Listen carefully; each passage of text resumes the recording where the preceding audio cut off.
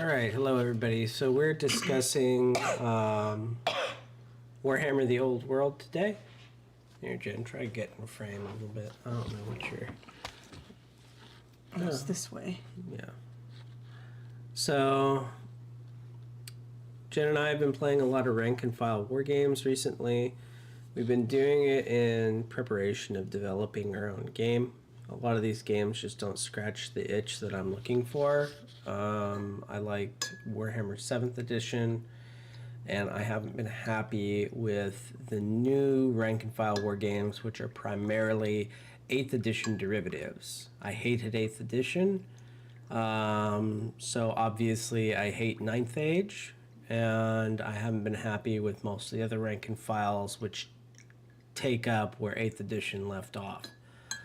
I don't think I'm in the minority for disliking 8th edition because it killed the game. I used to be able to find events where people were playing Warhammer Fantasy 7th, and I couldn't find anybody but a personal friend to play 8th with me. So here we are talking about the combat phase.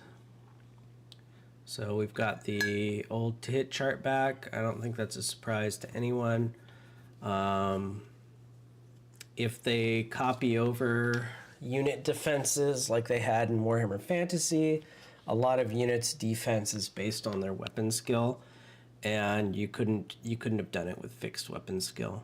You'd had to rewrite the entire stat system. You'd have to give stuff multiple wounds that never had multiple wounds, adjust the saves. It would have been a mess. So they're just going to stick with what they had.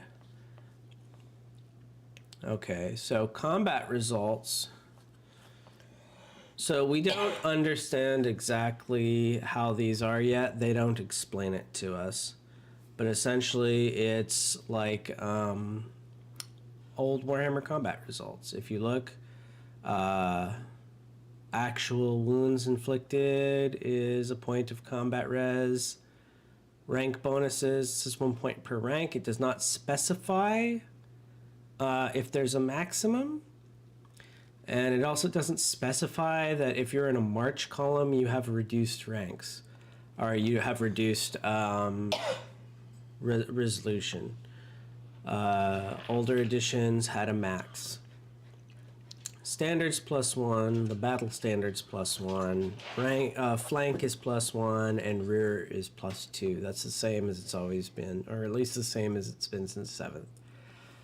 High ground gives you a point, and then overkill, that's for duels, is 1 per excess wound. It does not say that there's a maximum. And then supposedly there's some other bonuses. Okay, nothing new there. That's fine. I don't see anything here about having more ranks making you stubborn, so that's good. Now, what's interesting here is the way that leadership works or morale tests. So there are break tests still. We don't know exactly what happens. Well, actually, we'll check what happens when we get into in morale. But so this is a little complicated. So are you listening to this, Jen? Yeah. Okay.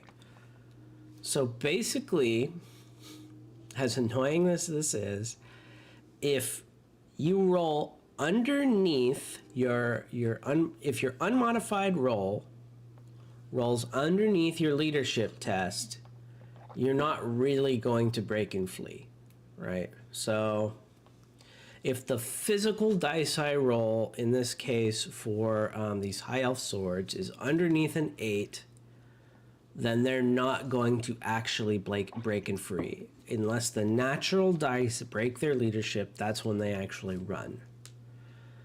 Now, this is kind of weird, but if you pass the modified leadership test, you just give ground, which is essentially, it's like a nothing penalty. If you fail the modified leadership, but the dice are at or under your leadership, then you fall back in good order. Are you following that at all? So, you roll the dice once. Yes. Unmodified is below an 8. Well, it's just Nothing because happens. the sword masters are leadership 8. Yeah. But not. This is talking about modified. So, if it's right. unmodified and modified at the same time, No, so you're not following this. Okay. So this is modified, so they've lost by 3 points. So do you understand what's going on in the example? This leadership Yeah. 8 unit lost by 3 points. That means they have -3 to their leadership check. You got that? okay. So they roll their dice, right? Subtracting 3 from their, from their, God, what would it be actually? How would you word this? You have to add 3 to it, it looks like, because you want the higher result. Well, Right. you don't want the higher result. So yeah, I guess we'll say you add 3, okay? Now, so if I roll a 5, what's 5 plus 3? 8. All right.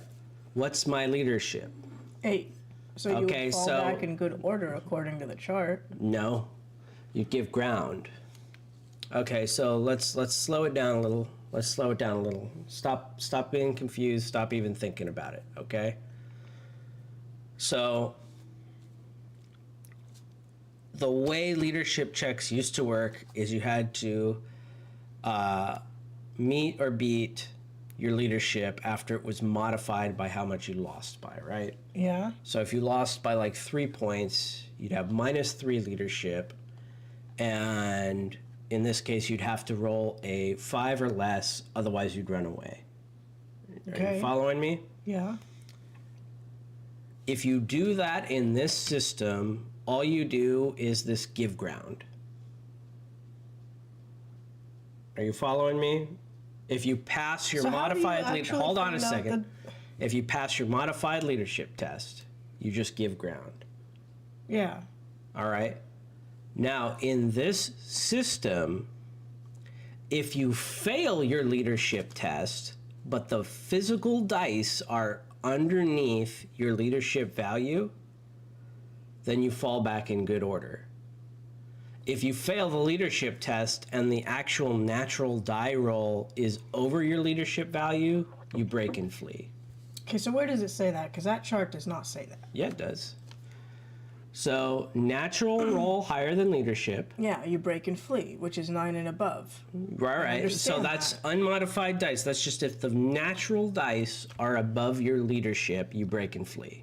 Doesn't matter about modifiers. But here it's saying the 3 that you had to modify it for, if you roll in there, then you fall back in good order. So here's what the modified roll is higher than leadership, right? Yeah. So the natural roll, all right. This is what's kind of fucked up here is, let's say the modified roll, it should be plus, right? Let's read what it says. If the natural, all right, let's just read this. If the natural roll is higher than the leadership stat of the unit being tested, it breaks and flees. All right, we can understand that. It has nothing to do Yes. with the modifiers. They could have lost by 1,000,000. If the physical dice roll over their leadership stat, then they're going to break and flee. Fall back in good order is if you fail your leadership test, but the natural dice are underneath your leadership characteristic. You following that at all, or no? Modified roll is higher than the leadership stat. Okay, so it's higher than the new leadership. So which just would have think been about this. 5s. We're going to add 3 to the roll because we lost by 3. Do you get that? Yes. We lost by 3. We're adding 3 But to if the we're roll. adjusting the leadership, then the Hold leadership on. would then become No, 5. we're changing the roll. We're changing the roll, Jen. We're modifying the roll, not the leadership. Leadership's not changing. Are you following me here? That doesn't make any sense for what they're trying to say. If the It modified does. roll is higher than the leadership The modified roll, that has nothing to do with modified leadership. Are you following me? They're modifying the role, not the leadership. So they still need an 8. But that doesn't make sense. They have leadership 8. They're at -3. That's the only way to get that grade they're in at there. +3. They're at +3 to the roll. Then they would fail on a 12. So, all right. Try to back up. Let's go to the start. Blank slate. All right. You add the amount you lost by to the roll. Okay. You don't modify leadership ever. Leadership is 8. Period. End of story. Yes. Okay. If you break an 8, it's considered a fail. Are you following me? If you roll higher than an 8, it's Then you considered a fail. Okay. Yeah. These guys lost by 3. Okay? Yeah. We're going to add 3 to our roll. If our roll plus 3 is more than 8, we fail. Are you Yes. following me so far? Okay. What is 6 plus 3? 9. So that will be over the leadership. But that's a modified roll over the leadership, right? Yeah. Because if we don't add the 3, Then 6 they is passed under the 8. But the modified roll is over 8. It's 9. So that's what they're trying to tell us here is if we only fail the leadership because of modifiers, we fall back in good order. Okay. If we pass the leadership check, including modifiers, we give ground. If the natural dice fail the leadership test, we break and flee. How are you feeling about this? You think you got it? Yeah. I don't know why they had to make it, like, put a gray area in there instead of you pass or you fail. So here's what I think's happening, and I really like what they're trying to do, but it took me about as long to grasp this as it took you just now. When I looked at this, I was very confused until I figured out. In fact, I don't think I figured out a decent way to explain it until just now. If you pass the leadership test, you give ground. If you only failed the leadership test because of the modifier, you fall back in good order. And if you just fail for reals, then you just fail for reals. If you fail based on even without the modifier, you Yeah. break and flee. Okay. So here's what I like about this is it gives a gradient to failure, right? There's times you'll fail by 1 point, right? Let's say, I don't know, I only kill 1 spearman. I've got a unit of like 5 guys fighting this spearman, or I beat you by 1 or something like that. It's a drawn combat. I have a drum and you don't. So I beat you by 1. You happen to fail that roll, you flee. Now there's a chance I either catch you and the entire unit fucking dies because they didn't have a drum, or I chase them off the table. You see what I'm saying? Like, Yeah. here there's a gray area. And in fact, I think it's going to be very, very hard to make a unit break and flee. Because they're stubborn, right? Mm-hmm. In order to make a unit break and flee, every unit is stubborn now. You have 2 options. You can push them back with give ground, or you can make them fall back in good order. All right. I don't give a shit about this. You either restrain, follow up, or pursue, where you're chasing a unit. Follow up is just if they gave ground, you follow them. Here's some close combat crap. I don't care. All right, let's go to morale and psychology, because this is going to go, like, morale is one of the biggest things in this test. Here's our old table. Now they're going to tell us what all this stuff means. Or they already did, and I passed by it. I could have sworn they explained it. We're talking about psychology now. Yeah, all right. So I skipped it somehow. It's in this paragraph. Okay, here we go. So when you give ground, you just move back 2 inches, terrain permitting. Yeah. So giving ground is essentially just a drawn combat. That's a past morale check, except you're pushed back a little ways. You are not forced to pursue. I was concerned they were going to force you to pursue. That is a choice you get to make. You do have to pass a leadership test to not pursue, though. Yeah. Okay. I could have sworn... Oh, do they not explain fallback? Okay. Okay, so in fleeing, the losing unit turns directly around and they run away 2d6. 2d6 inches, pivoting and only to avoid impassable terrain. So it's the same as what we're doing now. If you roll high enough on the d6 to make contact, you destroy them. So that's pretty much the same as 7th. You still except catch them. 7th would just run through terrain. They didn't care. I thought they died if they got trapped. Like only if it was like impassable or deadly. Yeah, that's what it's talking about. But they would run through forests without being slowed down. Well, they're not slowed down here either. They only pivot to avoid impassable instead of just straight up dying. So if they get engaged or hit the battlefield edge, they're destroyed. Also, but it looks like if you run through a friendly unit, the friendly unit doesn't have to take a break test, though. If they run through another enemy unit, they take additional wounds as they go. Oof, I always hated that. I like it when you kill them. If you if you've got cavalry to mop them up when they're running, I think you should just kill their asses. Yeah. If they run through a friendly unit, they're safe, but that unit may now bear the brunt of the pursuer's charge. So you're right. So they don't take a leadership check. At least it doesn't sound like it. Wait. In short, they try not to break and flee.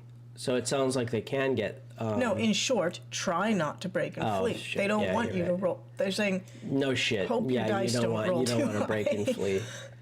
But I mean, you're stubborn. So, all right. On the other hand, a unit that falls back in good order is beating a hasty retreat, but they've not lost their fighting spirit. They can discard the lower of the 2 dice when they flee, automatically rally, and reform at the end, ready to receive the charge of their pursuer or hit back the next turn. So, actually, I guess this is kind of bad, isn't it? Everybody's stubborn. It's whether or not you move backwards a little ways. Yeah, it's like, do you move back 2 inches? Do you move back a d6? So it's or do you 2 run inches away? or 2d6 pick the lowest. Or 2d6 pick the one that most advantageous to you. No, get the highest. You discard the lowest. You don't get to pick. Okay. It's basically roll 2d6, Yeah. take away the lowest. So it's like 1d6. If you fall back in good order, because I guess your leader in the group was able to get everyone back listening. Yeah, so they are still stubborn, essentially. This is still 8th edition. But you get a free rally. So... No, that's what I'm saying. It's just you move backwards a little way, but they're... Besides being in a different position in the battlefield and potentially not being caught, they're stubborn. So this is like 8th, but you don't need to be in the unit bus to be stubborn. You're always stubborn. This reminds me of that game, the start of the game of football, when everyone tackles each other on the line and tries to push each other. Yeah, backwards. And they're trying to push you out of position. That's good to represent like Greek combat, but more modern warfare, that's not really that big of a deal. So that's interesting. And there's something I want to read through with you in close combat, because I think... That is a dragon centaur, isn't it? That's a Shaggoth, Dragon Ogre Shaggoth. So I do have Dragon Ogres or Dragon Centaurs, and the Dragon Ogre Shaggoth is a giant. He's awesome. Well, his picture is awesome. Yeah. I don't know if his miniature is going to be awesome. New Dragon Ogres are pretty nice. They're on destruction side, aren't they? Like, we've never actually played that. No, they're chaos. They're chaos. They're warriors of chaos. I can play them if I want.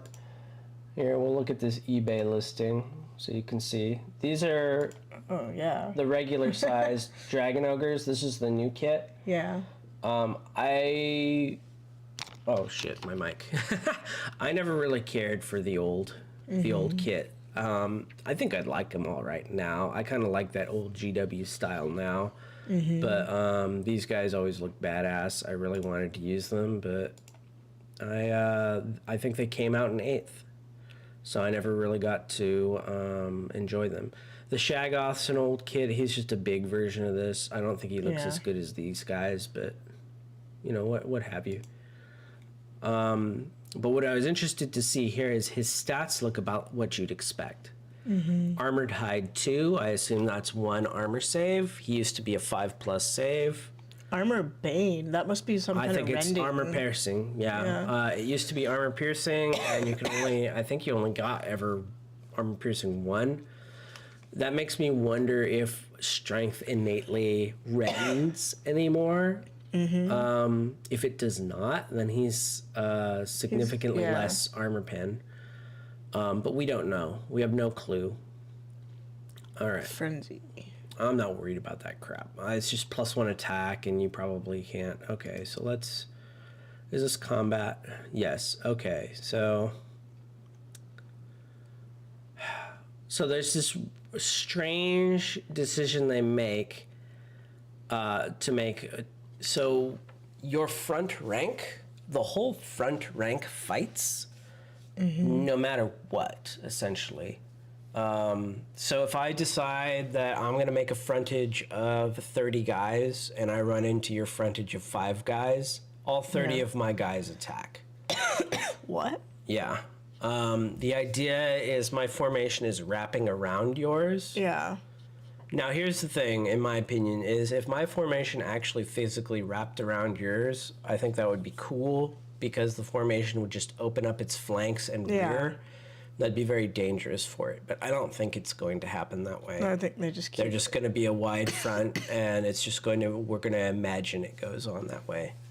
And it'll probably encourage players to have a tighter front line, so that if I do that, you know, I'm rolling in and I'm forced to fight 3-4 of your units, right? Because they'd be so wide.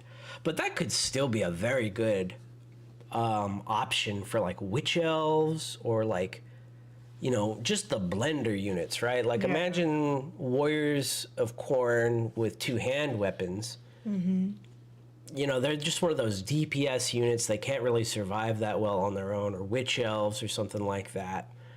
And just imagine those bad boys just throwing out a frontage of 30, charging into you, doing all their damage, and they're going to lose. Oh, well, but then they don't matter because they're stubborn, right? Like, all that's going to happen if they lose is they're going to fall back a little bit. Yeah. I don't know. They could actually run. You could always roll high. Yeah, you could get a high roll, exactly. Okay, so... So chargers Let me hit first. They don't hit first. All right, so let's just read through this. Who cares? Sorry, I thought they explained the frontage. Okay. You roll as many dice if you have engaged models with higher initiative striking first. A charging unit has the opportunity so they get an initiative bonus. Okay. Next, you roll to wound and saves as normal casualties, blah, blah, blah. They explain this. I hate the way these are formatted because now it's like I'm skipping around and I can't figure out what the heck I'm trying to read. It must be up much higher and I didn't bother to read it. Okay, you begin by choosing which combat you want to fight first. In general, fighting happens in ranks, and only the first rank... The asterisk explains some forces will be at supporting attacks. The engaged unit can fight. However, a unit with a wider fighting rank than its opponent can still attack with every model in the rank. Your troops surround and envelop the other regiment. Like I say, I think that's going to be an imaginary surround. I don't think they're actually going to surround. I could be wrong there. We just don't have enough information. There are plenty of wrinkles to this. Some models may make sporting attacks, blah, blah, blah, blah, multiple... Any model that is able to fight without being in base contact may only make one attack this turn. Oh, okay. Actually, so It's like they can fight. Support. Yeah. So that corn idea. Well, I still think it's not a bad idea, essentially, to throw away those guys on multiple enemy units. But the more attacks you have, the less good of a strategy that would be. All right. For against one unit. Okay. Once you've worked out who can fight, it's time to determine the initiative for each model. A bonus for charging, yeah. They get a bonus for charging, a bonus for flank, and a bonus for rear. This could still be, there could still be a situation, however, where somebody's just going to fight last anyway. We do not know what these bonuses are. They could be pathetically small.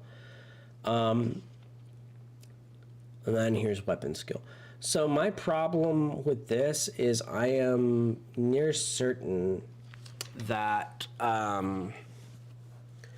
fighting first is kind of I don't think it's that important. My guess is that everybody gets to fight.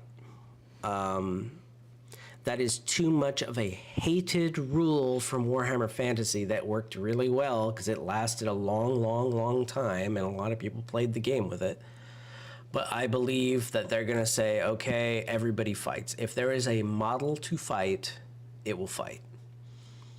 And like I say, I don't like that because then it's like, we might as well fight. No, I don't think that's what it says. Because the way I was reading it, it's everyone in the front rank fights. Yes. But if they don't have actual base-to-base contact, those in the front rank only give one attack to it. Okay, but then the opponent's still going to strike back. Let's say you do 5 casualties to the opponent. It doesn't matter. They're still going to fight. That's what I'm talking about. So in 7th edition, if I kill all of the models that are in your front rank, you don't get to fight back, right? Yeah. In 8th, and I presume this edition, man, I could kill 10 of your guys. If you've got a 20-man regiment, you still got whoever's in the front rank fighting back, yeah. And I don't normally like that stuff, especially now that everything's stubborn. What's your cavalry going to do? They've got to give them extra wounds or something. They can't do 1 wound cavalry again because you're just going to have suicide charges again. Yeah. I don't know, they might just forget about the cavalry. Yeah, I don't know. But that's what worries me about the system is now that I understand it a little better, they just made everybody stubborn. It's just whether or not they change position on the battlefield. So they're probably, to capitalize on that, they're going to make a lot more objectives. Right? Who gives a shit if you walk backwards 2 inches? It only matters if they're holding an objective, right? Or they have to be in a specific zone. So if you catch a unit falling back, combat begins again and the pursuer counts as having charged. Okay, so if you pursue someone that fell back, you still get to attack them again. I think that counts as falling back in good order. Oh, combat begins again, huh? Yeah. So you just fight again? If you catch a fleeing unit, you just kill it. But if you catch a unit falling back, combat begins again, and the pursuer counts as having charged. Man, I don't know.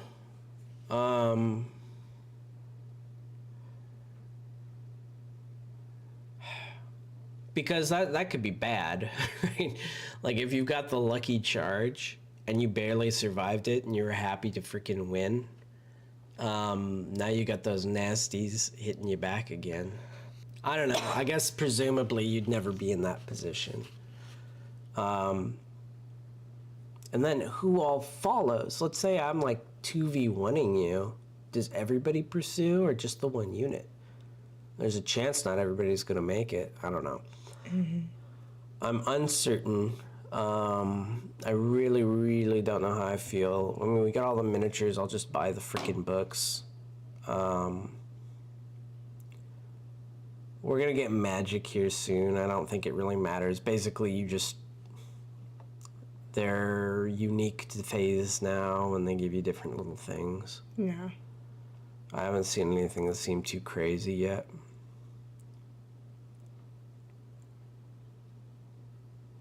Yep.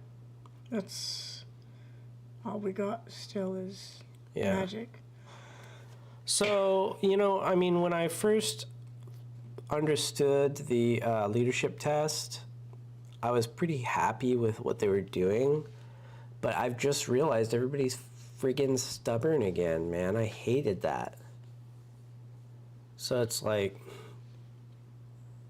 I don't know. What do you think of that, Jen? You never had to play 8th. You don't know what it's like fucking having all these blocks that are stubborn. It's a very, well, and this is the concern I had with this game, was it was going to be a huge, clumsy, slow infantry game.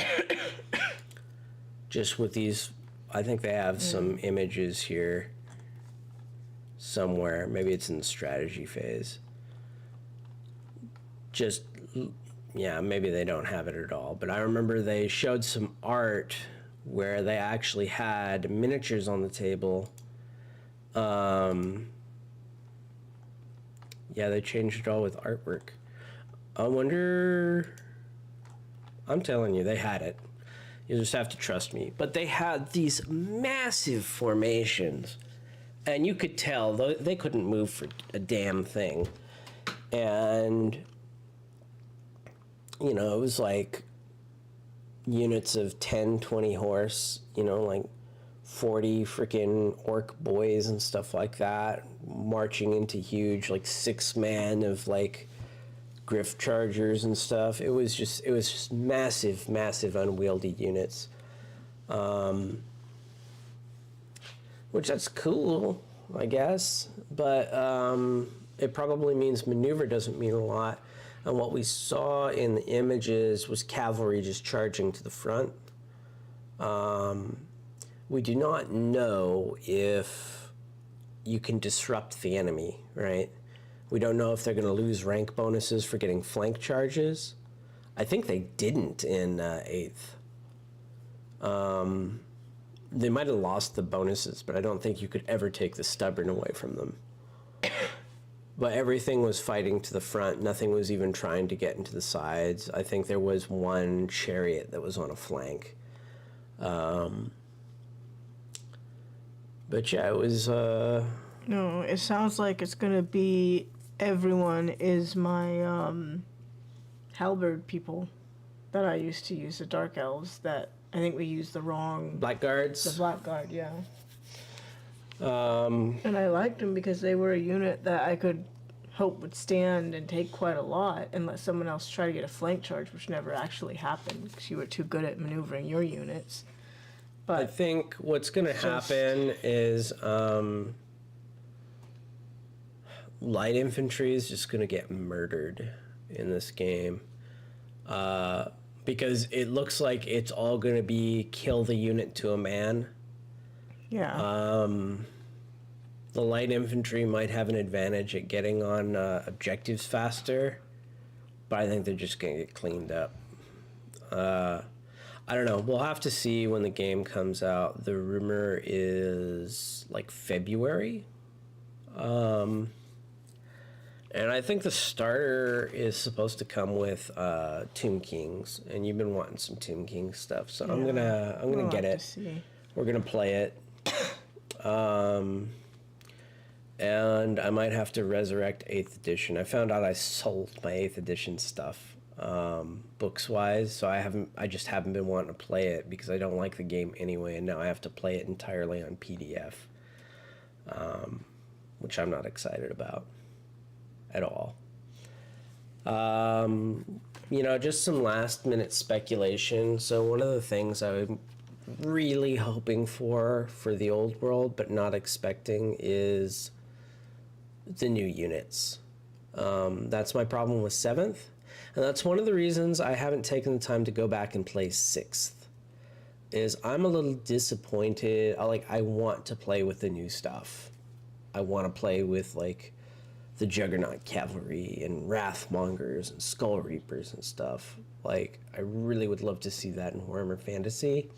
I never played the End Time, so I never got to play any of it ever.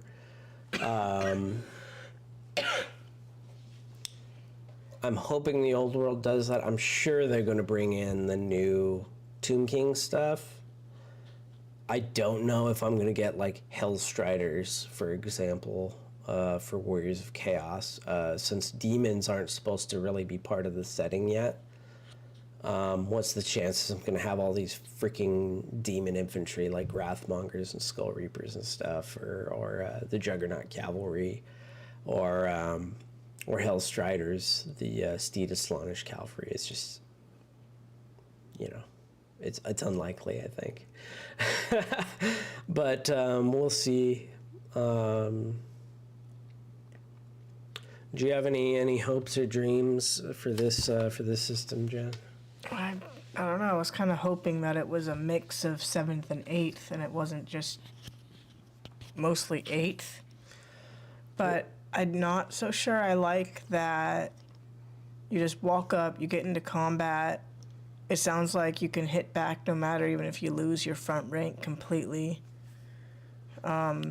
Which I didn't like at first because I was used to Age of Sigmar, but I got used to it, and it added a layer of strategy to the game. Yeah, well, suddenly high initiative or fast units or getting the charge essentially means, like, you have a huge chance to beat that unit and make them break and run. And if you set everything up ahead of time, they're going to get caught and killed, right? Like, if I made sure, hopefully, that maybe some light cavalry was behind them before I charged them, then they just get caught up and killed by that light cavalry.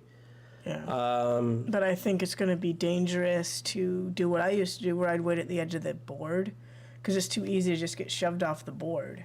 True. Yeah, you can't just hang out. So the chances of actually getting cavalry round the back before that first combat happens is, like, pretty slim. Well, it's worthless anyway. It doesn't do anything. First off, like, They just take extra attacks. You might take a little bit of extra damage, but essentially what I think is going to happen is what happened in 8th. It's going to be a heavy infantry game. You're going to see, you know, like 100 plus miniatures on the table every game. You're going to have these big lumbering formations that are just math powerhouses, trundling into each other. Cavalry's going to be dead. But we'll see. I'm definitely going to try the game. The magic I've seen isn't 8th edition magic. It's not, oh, here's a vortex that floats all over the table. But you know what? 7th edition magic was pretty freaking bad, too. 7th edition magic. I got Cloying Quagmire off, killed all of your Cold One Knights. I've gotten Ecstatic Seizures off, killed half your elite infantry. You know, it was pretty bad in 7th. I haven't noticed, I haven't looked closely at the spells, but I haven't noticed that kind of horrifyingly good magic yet. Seems like they're mostly buffs and little damage, which is fine. Well, that's just what they're showing. Yeah, that's just what they're showing, but there's always a chance they're going to have those powerhouse, like, spells. Yeah, for real. So, I don't know, we'll see. Like, but like I say, what are you hoping for the system? I'm hoping for combat to, like, have the impact it did, to where maneuvering mattered, because once you closed into combat, it was pretty decisive, and that doesn't look like that's going to be the case. I'm trying to contemplate and strategize in my head how to maybe make it matter, and it's just like, it's easy to say, oh yeah, get some cavalry behind them, so they run through the first cavalry, run through the second cavalry, and they just take a shit ton of damage from them. But they have to have failed an unmodified leadership test at that point. Unmodified leadership test, and you have to have managed to somehow get horses all the way around the board without being stopped. And since someone can have a 30-man combat formation to block you, good luck with that. No, I think you could do it. I don't think it's going to be any harder than it was. I don't know why you think pretty it was hard. hard. Oh yeah, it was hard before. I don't think it's any harder now, frankly. More units on the table, probably that'd make it more difficult. But the problem's making them fail the leadership test. I think you're missing it. They only take wounds if they're breaking and running. And to make them break and run, they have to fail an unmodified leadership test. Yeah. I mean, how often did you do that with your Dark Elves? You know, once a game with stupidity, but that's when you're rolling every single turn, twice. A lot of times you have 2 different stupid units. Yeah. When you're most likely to roll a 7 and your leadership is an 8 or greater, you're not likely to fail. For Dark Elves, you're mostly 9. Yeah, 9 and 8. But in that example we saw, it was 8. Yeah. And the most common roll on 2d6 is 7. Yeah, so it's pretty rare. And presumably, I saw this somewhere, but presumably BSBs still let you re-roll. We kept using that battle standard like crazy. But no, I don't think... I've played games where everybody was stubborn, and people just sat there losing all game. In fact, I wonder if that's why they made it so you get some downside for succeeding your morale check. They're basically like, okay, guys, we saw how 8th went. There was no impact of combat. It was just kill everybody to a man. We should probably make it so if somebody wins, they get some type of advantage. Yeah, like maybe if they're fighting over an objective, they can push their opponent they're pushing them off. Objective. Right? That you're winning, and that's essentially it's like I say. If we were playing Ancients, if this was Greeks, if this was fucking hoplites, good, right? The Age of Hoplites, they're just big wrestling matches where they're just trying to push each other. Okay, because that's what they're simulating here. Yeah. They're not quite simulating medieval combat, in my opinion, or at least how it feels to me. And they're not simulating what I liked from Warhammer Fantasy, which is, like you say, the first couple of rounds is real tense maneuvering rounds, setting up for when you do make contact, and then when you make contact, the game kind of wraps up pretty quickly. It made the games feel fast, not like a slog, and it made it like matter. And losing was like, it sucked, and I got pissed about losing, but I could see what I could do to try and improve it. Yeah. Well, I don't know. We'll see. What I think happened is they went from Shogun 2 Total War to Rome 2 Total War. And that probably doesn't mean anything to you or anybody watching this, but Shogun 2 was when, you could have quick, decisive engagements. You could break people's morale with real crazy, strategic maneuvering and stuff. And, using abilities and terrain and shit mattered. To Rome 2, where it was just like... walk up and fight. They just run into each other, and the better quality soldiers just win. Doesn't matter if you get them on both flanks and rear. They fight down to the man. And whoever's got the better stats wins. And I think that's what's going to happen to this game. And I think that it's kind of a fuck up if they do try to make it objective focused, because I don't think they have the type of scoring units that would make that make sense. I guess it depends on how many miniatures are really on the table. If I can go end to end with infantry, then a lot of that fast cavalry and crap's not going to matter unless they can just get so many points turn one that it's gonna take the game for them. Otherwise, it's just about trundling straight forward and hoping that you have the statistical advantage to push the opponent off the objectives and just roll through. But we'll see. I'm like I say, I'm pretty pessimistic, but we'll see how it turns out. Yeah. All right. Well, thanks for listening to our thoughts. We'll go ahead and sign out here.